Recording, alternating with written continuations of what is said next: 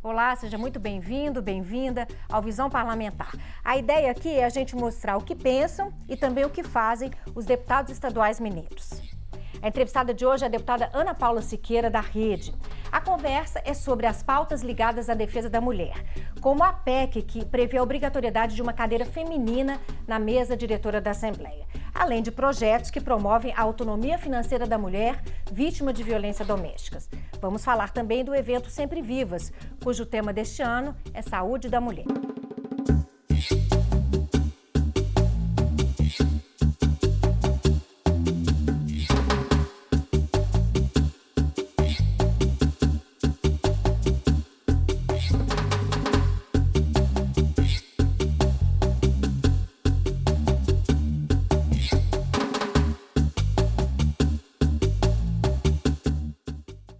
Deputada, muito bem-vinda, obrigada pela presença. Eu que agradeço, Olha só, André, a oportunidade de estar aqui mais uma vez com vocês. Obrigada. Vamos falar da expectativa para esse segundo mandato. A deputada Ana Paula Siqueira está mais madura. O que muda do primeiro para o segundo? André, assim, muda muita coisa, né? Na verdade, tem um amadurecimento político, mas tem também o reconhecimento da sociedade, o reconhecimento dos nossos pares aqui da casa, né? Das nossas companheiras de trabalho. Tudo isso vem num processo de reeleição. Então, eu tenho uma expectativa altíssima com esse nosso segundo mandato. No primeiro mandato, a gente plantou várias sementinhas, algumas já germinaram, e nós temos muita coisa para trabalhar no decorrer desses mais 4 anos aí que nós recebemos de confiança e de expectativa da população. Bom, boa sorte aí.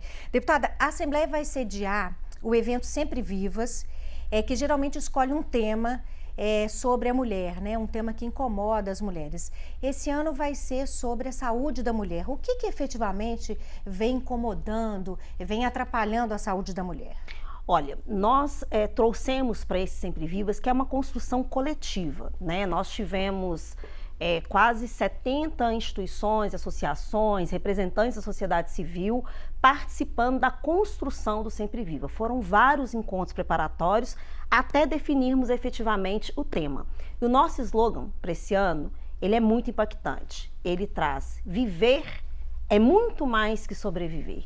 E nós, mulheres, estamos o tempo inteiro, né, sobrevivendo. É uma luta. Sobrevivendo, né? A gente, todos os nossos debates, toda a nossa busca por espaço político, busca por ocupação dos espaços institucionais, por respeito à sociedade, luta contra a violência, é tudo para sobreviver. Mas nós queremos viver com plenitude. E isso envolve saúde emocional, né? Algo que a pandemia acabou revelando o quanto a nossa população, quanto a nossa sociedade, especialmente nós mulheres, estamos impactadas na questão da saúde emocional.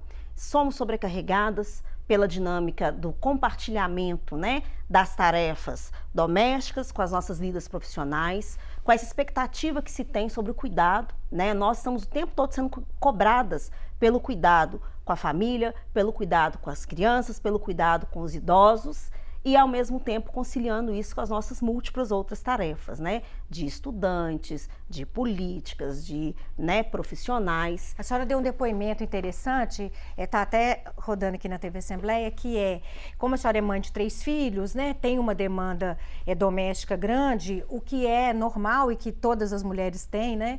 Não é porque é deputada vai deixar de ter. E que aí acaba que a senhora tem que correr mais atrás dos bastidores que acontecem na política, né? Vocês de casa podem imaginar como que se dão os acordos, as conversas que se dão muitas vezes extraoficialmente, né? E aí chegou a deputada Ana Paula, ela tem que se inteirar disso também, porque não dá para participar de todos os eventos extraoficiais como os outros deputados homens, né? Às vezes até penso assim que a grande parte da população às vezes nem entende muito bem essa dinâmica, né? Quando a gente chega para um debate, seja no plenário, né, que é aquilo que a televisão mostra, que eles conseguem acompanhar, ou nas reuniões de comissão, já houve toda uma construção anterior, né? Então são ali os happy hours, muitas vezes são as partidas de futebol, são os encontros, e nos encontros são que as coisas acontecem.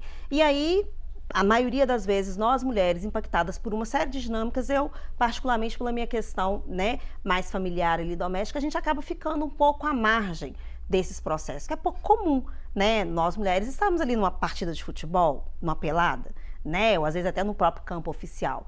Então, a gente acaba tendo que correr mais atrás da informação. A gente chega aqui, tem que ligar para um, para outra. Como é que foi o happy hour ontem? O que aconteceu ontem nos bastidores? Porque ali você vai construindo conceitos, você vai amadurecendo ideias. Então, às vezes vai ter um projeto na pauta, ele já foi debatido ali naquela noite anterior, já foram consolidadas opiniões e até decisões, né? O compartilhamento de informações entre vocês também é muito importante. Isso. E por isso, André, é que fica assim cada vez mais importante. A gente está discutindo, retomando a discussão da PEC, que traz a exigência da presença de uma mulher na mesa, uma cadeira já independente das decisões de bloco, independente das decisões de bancada, que nós mulheres tenhamos ali um assento na mesa diretora. Por quê? Porque a casa, ela funciona num sistema presidencialista. Então, você tem um grupo de parlamentares ali que vão tomar as decisões, vão pautar os projetos, vão tomar as decisões administrativas da casa, vão negociar o que vai ser votado da proposta de um governo ou não, né? Mais ou menos ali a dinâmica do estica e puxa da oposição com a situação. Então, se nós mulheres não estamos nesse espaço de decisão, nós vamos a reboque. E ter a presença de uma de nós na mesa significa participar ativamente das decisões da estrutura da Casa Legislativa. Não pode ser apenas uma decisão de bloco ou de bancada, tem que ser a nossa presença. Perfeito. Então, vamos falar dessa proposta de emenda à Constituição que foi proposta pela ex-deputada Marília Campos, hoje prefeita de Contagem. Então, e a senhora tem, para conseguir emplacar essa PEC, vai ter que começar a colher assinaturas. Como é que está esse trabalho? Vamos só falar que tem que ter assinatura de 26 deputados, né? Isso, de 26 deputadas. Esse processo já começou há alguns dias, eu acredito que nós já estamos finalizando, chegando no limite, né, das 26 assinaturas. É importante destacar que nessa legislatura nós temos 15 parlamentares mulheres, então isso por si só já traz aí uma expectativa positiva da gente conseguir atingir o mais rápido possível as 26 15 assinaturas você já tem. Eu espero que nós tenhamos, né? Porque aí vamos, né? A gente precisa também dizer assim, nós estamos tratando de somos 15 mulheres, mas que compõem espectros políticos diversos, né? Nós estamos ideológicos completamente diversos. Nós estamos no mesmo campo.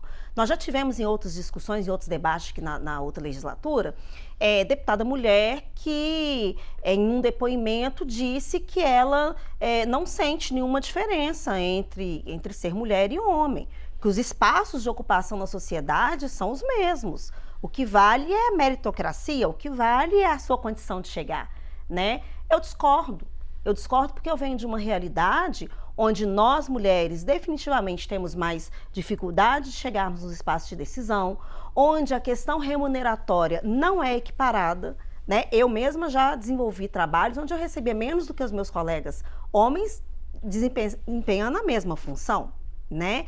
Eu venho de um espaço onde ser mulher negra precisa de uma outra reafirmação para você garantir que você tem competência, que você é capaz, né? Então, não é simplesmente o fato de ser mulher que garante a ocupação desses espaços. Não. E na política, menos ainda, né? Menos ainda. E a mesa da Assembleia é um espaço de muito poder, né? E a gente teve a chegada da deputada Leninha, que hoje ocupa o cargo de vice-presidenta da Assembleia, também um avanço, né? Que assume, né, por uma indicação do nosso bloco, depois de 26 anos. Da presença feminina na mesa. E a primeira mulher negra. A primeira mulher negra. Na mesa da Assembleia. Então, assim, por que tem esse disparate? Porque é na hora da divisão do espaço de poder, efetivamente, é que vem essas construções. Por que nós não passamos 26 anos aqui na Assembleia sem ter a presença de mulheres? Tivemos em menor quantidade, mas por que nunca tivemos lá? Né? Passamos esse período todo, né, sem estar lá. Um avanço foi a criação da Comissão de Defesa dos Direitos da Mulher. E ali a gente percebe isso, pós-criação da comissão. E o trabalho que nós fizemos aqui na legislatura passada demonstrou o quanto é importante a nossa presença num espaço de debate da política pública voltada para nós mulheres. Ali a gente conseguiu perceber que houve um crescimento, por si só, por ter uma comissão temática, houve um crescimento das propostas de projetos de leis voltados para as políticas para as mulheres, que transitam em várias áreas, né? Passa pela questão da habitação, passa pela questão da saúde, desenvolvimento econômico, segurança, né? Luta contra as diversas violências, violência doméstica e familiar, enfim. O simples fato de termos mais mulheres, o simples fato de termos uma comissão que trata especificamente da nossa política, ela já provocou uma mudança. Sou muito feliz, porque o meu mandato é o mandato que mais apresentou propostas na temática da política para as mulheres. E a gente quer agora, nesses próximos anos, colher frutos aí dessas, né, propostas todas. E a partir do nosso trabalho também, na Comissão em Defesa dos Direitos da Mulher, foi que nós conseguimos avanços importantíssimos na legislatura passada, como a criação da bancada feminina, né? Não existia, agora existe. Espero que nessa legislatura a gente consiga estruturar melhor o funcionamento dessa bancada. Conseguimos trazer a Procuradoria da Mulher, um outro espaço importantíssimo para que nós, mulheres aqui da casa, tenhamos um lugar para onde recorrer, mas também receber demandas aí externas da sociedade. Então, são avanços que vêm um atrás do outro. É porque conseguiu um que se consegue o outro, né? E não é à toa que nós temos também 15 parlamentares nessa legislatura. É porque nós começamos, né? A legislatura passada teve recorde de mulheres, 10, e agora a gente tem mais. Por quê? Porque ao nos ver presente nesse espaço, ao nos ver atuando com legitimidade, com protagonismo, mais mulheres querem estar aqui. Pois é, eu queria que a senhora explicasse melhor, com um pouco mais de detalhe, essa questão da bancada, né? A gente tem uma bancada feminina e qual a importância de ter uma bancada feminina em relação às outras bancadas e como que isso é importante para reafirmar as políticas e as demandas femininas. A bancada, ela é uma estrutura que garante a intervenção e a voz das mulheres na decisão parlamentar ali. Então, vamos exemplificar aqui para ficar fácil de entender. Você tem um projeto de lei que está sendo debatido. Você tem os espaços de fala, né? A liderança do bloco fala, a liderança da bancada fala. E quando a gente garante a bancada feminina, a gente garante que vai ter uma voz feminina também com um tempo de fala programado para intervir naquele projeto, defender aquele projeto ou não defender, né? Mas com esse olhar da mulher. Se a gente não tem isso, não garante, porque nem sempre a gente tem liderança de bloco ou de bancada que é feminina. E esse momento de fala, a senhora considera importante porque é o momento em que há o convencimento dos outros parlamentares em relação àquela votação? Sim, favorável ou é onde você apresenta os argumentos, né? Onde você recupera a memória, inclusive trabalhada aqui na casa, porque quando um projeto chega para discussão em plenário, ele já transitou pelas comissões, ele já acontece normalmente, ele já foi feito uma escuta popular através das audiências públicas e ali é o espaço da gente levar a voz da percepção feminina da sociedade, dizendo esse projeto é importante por isso, esse projeto não é importante porque tem esse contraponto aqui, esses impactos, e ali você faz o convencimento. Se a gente não tem a bancada para garantir isso, Andréia, vai os nossos pares lá, os homens defendendo do ponto de vista deles, e muitas vezes a gente não tem condições de defender. Né? Então, a bancada ela é a garantia da voz das parlamentares. E já foi definida quem será a líder dessa bancada? Para essa legislatura, ainda não. Isso está para acontecer aí nos próximos dias. Perfeito. Deputada, a senhora foi protagonista de uma situação inusitada em 2019, quando a senhora teve o Manuel, o menino, o bebê, e não havia a possibilidade de licença maternidade para as deputadas. Ou seja, o sistema era todo feito para os homens, né? Não se pensava na possibilidade de uma mulher e ainda uma mulher grávida aqui na Assembleia. Passado esse tempo, né? E a gente vai mostrar um pouquinho as imagens aqui que a gente tem do Manuel. O que mudou na deputada Ana Paula? Olha que bonitinho. Ele é o pequenininho, vocês são 3, né? Olha lá vem ele, todo mundo bonitinho, gente, arrumadinho. Que gracinha. Então. Pois é. Mudou muita coisa, né? A gente tem muitos estudos acadêmicos que mostram... Ai, vocês me emocionaram.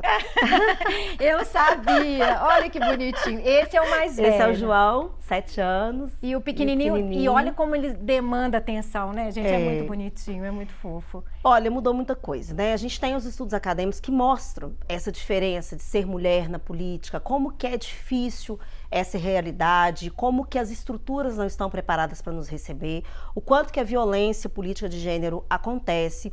E quando eu chego aqui e me deparo com isso, eu falo assim, meu Deus, mas como assim? Como que a Casa Legislativa não está preparada para nos receber? Embora o sistema eleitoral exija a presença de mulheres para a constituição de chapa, embora a legislação reserve um recurso, quando a gente chega, a gente se depara com isso. Algo que é tão elementar, tão básico para nós, né? A necessidade da licença maternidade, que não é uma doença. Você tira a licença maternidade para você cuidar de um novo ser, para você nutrir aquele novo ser.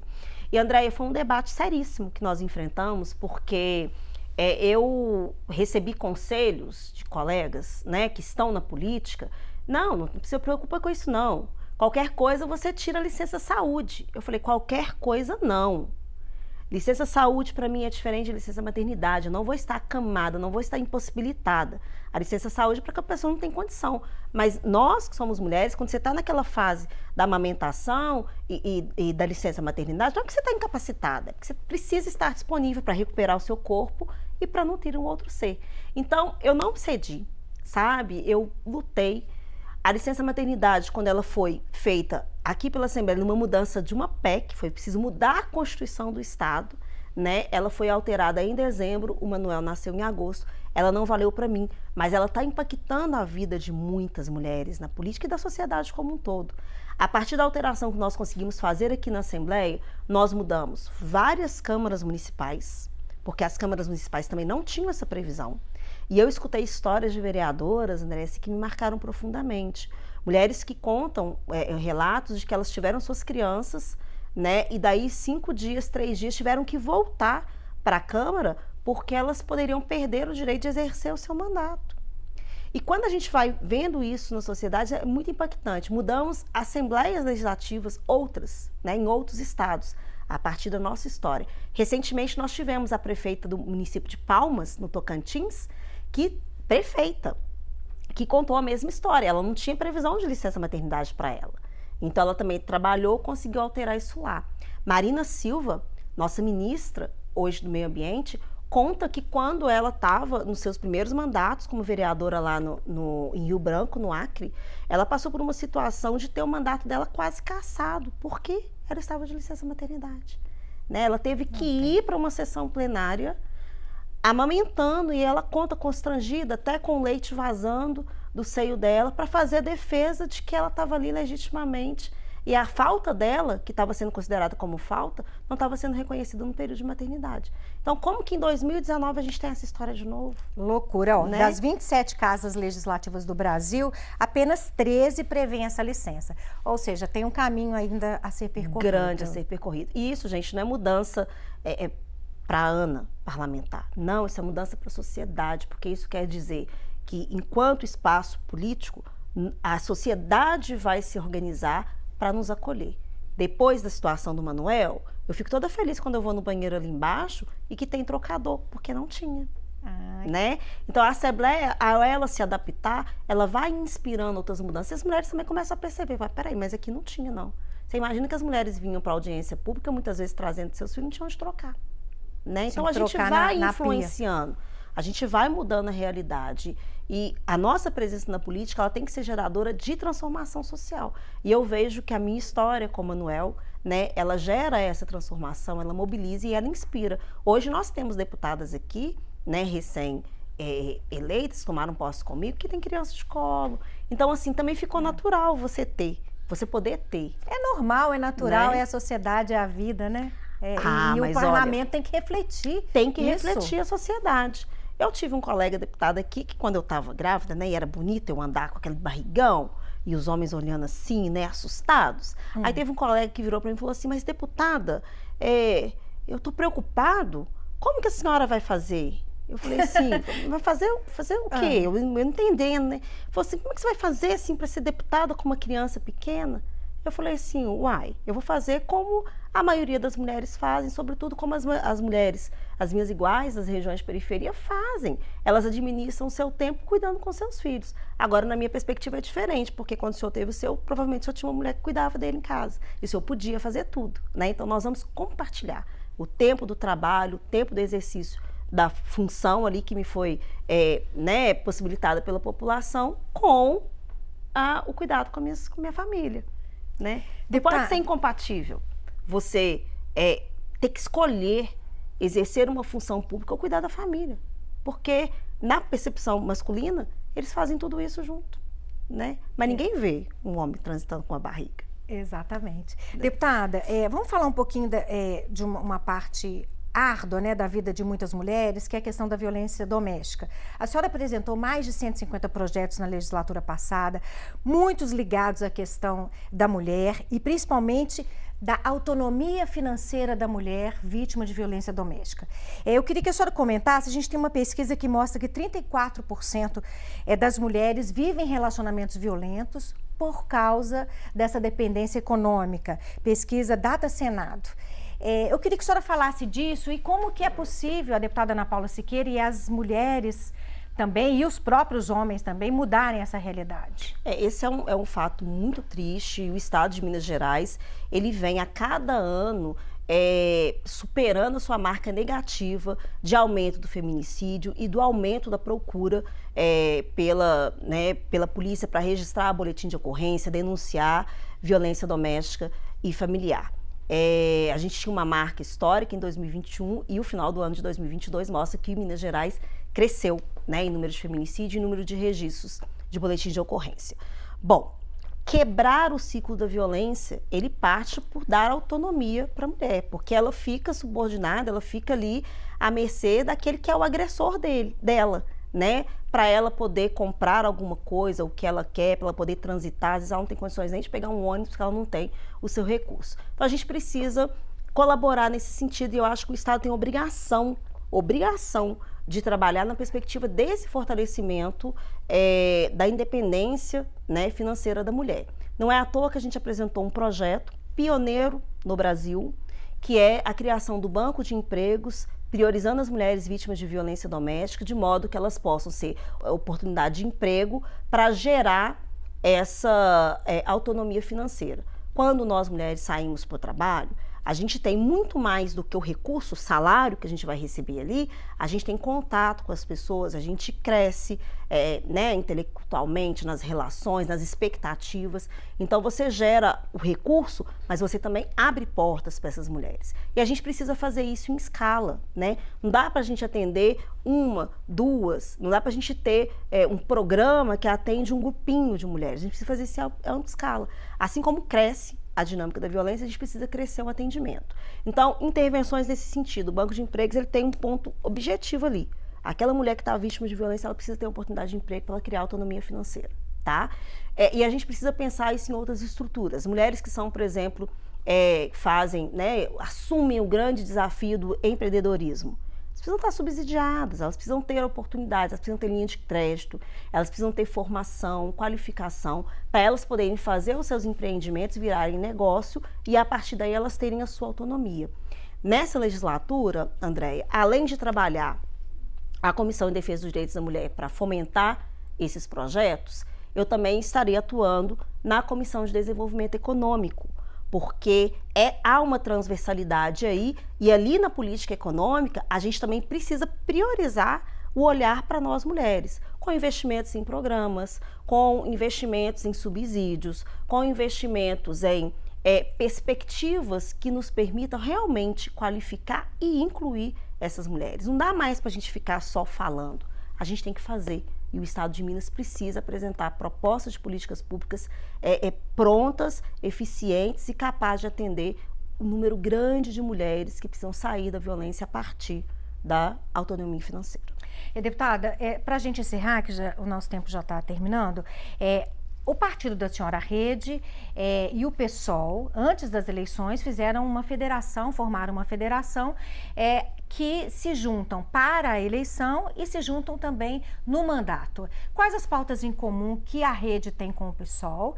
E aí eu emendo mais uma perguntinha para a senhora falar da relação aí com o governo Zema, já que a Rede se faz oposição agora nessa legislatura.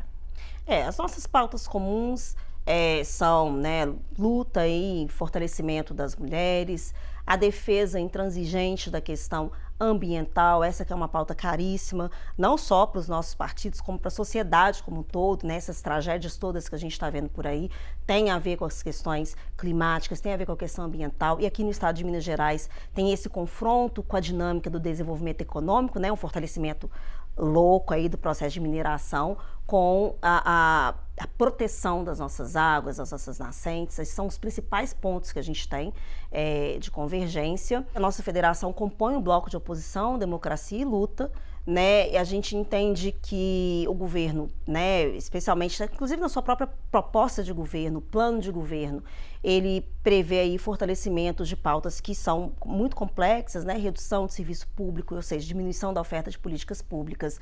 É o governo que tem um pensamento de privatização, então quer privatizar as empresas públicas que vão prejudicar o atendimento à nossa população, né? Você privatiza a água, você privatiza a energia, você privatiza saneamento básico, você privatiza a educação, você está, na verdade, diminuindo a capacidade de atendimento daquelas pessoas que mais precisam do serviço público. É um governo que trabalha na contramão do que a gente entende que é o pensamento, desenvolvimento social, né? Então, as políticas públicas de atendimento à população mais vulnerável. Cadê? No mandato passado ele não conseguiu apresentar. Não conseguiu apresentar. Então, a gente, né, faz esse confronto aí, buscando garantir o atendimento para aquelas pessoas que mais precisam ainda das políticas públicas no nosso estado. Tá bom, deputada, muito obrigada por ter compartilhado a sua experiência, as suas coisas pessoais também, foi muito gratificante. Obrigada, viu? Eu que agradeço e sigo aqui à disposição, né, aproveitar para convidar todos e todas aqui a conhecerem o nosso trabalho através das redes sociais, Ana Paula Siqueira Oficial, e vocês sabem mais do nosso mandato por lá. Tá bom, a gente fica por aqui. Para nós também, se você quiser rever a nossa entrevista, é só acessar o portal da Assembleia, lmg.gov.br. Obrigada e até a próxima.